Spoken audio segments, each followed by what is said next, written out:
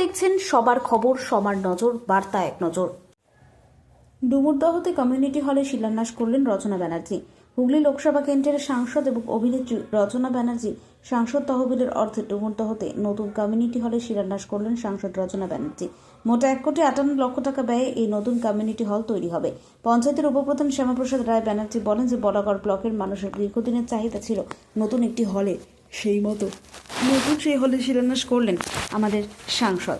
তিনি আরও বলেন যে একটাই মাত্র হল আছে, সেটি সোমরা বাজারের গণবাণী ভবন। আর ডুমুরদহতে এই হল হওয়াতে খুশি ডুমুরদহ, খামারগাছি বা জিরাট নয়, বলাগড় ব্লকের প্রতিটি মানুষ এতে উপকৃত হবে বলে সংগঠন সূত্রে বিদ্যালয় এবার থেকে প্রত্যেকেই এই হলে অনুষ্ঠান করতে পারবেন। তিনি আরও বলেন যে দ্বিতল বিশিষ্ট মোট 4,000 আসনের এই হলটি তৈরি হবে। মোট সময় লাগবে 6 মাস। পুজোর আগে এই নতুন কমিউনিটি হল চালু হবে বলে জানান শ্যামাপ্রসাদ রায় ব্যানার্জি। এছাড়াও উপস্থিত ছিলেন জেলা পরিষদের সভাধিপতি রঞ্জন ধারা, বিভিন্ন পঞ্চায়েতের প্রধান, উপপ্রধান সহ আরও অনেকে। হুগলির ডুমুরদহ থেকে রাজেশ দেবনাথ, বার্তা এক নজর। কি বলবো বলতে দেখুন, আমরা বলেইছিলাম প্রথমে যে একমাত্র বাংলার বুকে সব জায়গায় উন্নয়ন করতে পারে মমতা বন্দ্যোপাধ্যায়। 2019 থেকে 2024 হুগলি লোকসভার মানুষ ভুলবশত লকেট চট্টোপাধ্যায়কে ভোট দিয়েছিল, যার ফলস্বরূপ আমরা 5 বছর কিন্তু অনুন্নয়নে পৌঁছে গিয়েছিলাম। বলাগড় ব্লক থেকে শুরু করে 7টা বিধানসভায় কোনো উন্নয়ন পায়নি 5টা বছর ধরে। এবছর 24-এর নির্বাচনে মমতা বন্দ্যোপাধ্যায় যখন রচনা বন্দ্যোপাধ্যায়কে পাঠিয়েছেন, তখন মানুষের মনের মধ্যে একটা আবেগ ছিল আলাদা। সেই হিসেবেই তিনি জয়ী হয়েছেন এবং জয়ী হওয়ার পর থেকেই দেখছেন শুধু সাংসদ কোটার টাকায় ইতিমধ্যে জিরাটে 5-6টা, শ্রীপুর বলাগড় গ্রাম পঞ্চায়েতে 5-6টা সোলার সিস্টেমের হাইমাস লাইট এমপি কোটায় বসে গেছে। উনি একটি অ্যাম্বুলেন্স বলাগড় ব্লকের জন্য দিয়েছেন অলরেডি, তার টেন্ডারও হয়ে গেছে, 2-1 দিনের মধ্যে অ্যাম্বুলেন্স চলে আসবে। 2টো প্রতীক্ষালয় দিয়েছেন, একটি গুপ্তিপাড়ায়, একটি ডুমুরদহে। অত্যাধুনিক মডেলের প্রতীক্ষালয় দুখানা এমপি ফান্ড থেকে দিয়েছেন। আবার তার সঙ্গে আমরা ওনার কাছে প্রস্তাব দিয়েছিলাম যে একটা কমিউনিটি হল হলে ভালো হয়, কারণ এখান থেকে সারা বলাগড়ের বুকে একটাই আছে গণবাণী ভবন, দীর্ঘদিন আগে তৈরি হয়েছে।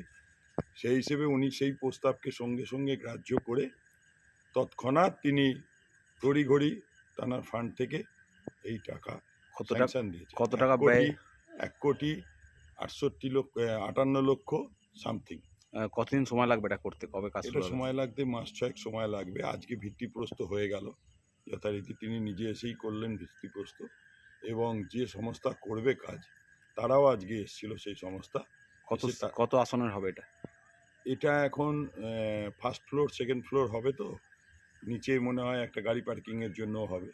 ফার্স্ট ফ্লোর হবে, সেকেন্ড ফ্লোর হবে, টোটাল নিয়ে প্রায় 4,000 স্কোয়ার ফিটের ওপর আর কি। তাতে তো এলাকার মানুষ অনেকটা উপকৃত হবে। অনেকটা, শুধু আমাদের এই ডুমুরদহ অঞ্চল বলে নয়, আমাদের সিজা কামালপুর, জিরাট, এদিকে DN2, DN1, একতারপুরের একটা অংশ, মৈফালপুরের অংশ, এরা তখন যে কোনো অনুষ্ঠানগুলো এখানে করতে পারবে।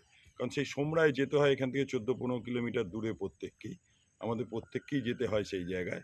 এটা একটা সকল স্তরের মানুষের ক্ষেত্রে সুবিধা হবে। মনে হয় কি পুজোর আগে উদ্বোধন হবে? হ্যাঁ, পুজোর আগে তো অবশ্যই উদ্বোধন হয়ে যাবে। সাধারণ মানুষের জন্য কি বার্তা দেবেন সামনে বিধানসভা ভোট? সাধারণ মানুষের জন্য বার্তা বলতে একটাই, মমতা বন্দ্যোপাধ্যায়ের উপর ভরসা রাখতে হবে, আস্থা রাখতে হবে, কারণ বাংলার উন্নয়ন মমতা বন্দ্যোপাধ্যায় ছাড়া করতে পারবে না। বিভিন্ন স্তর দিয়ে বাংলার উন্নয়ন মমতা বন্দ্যোপাধ্যায় করে যাচ্ছেন।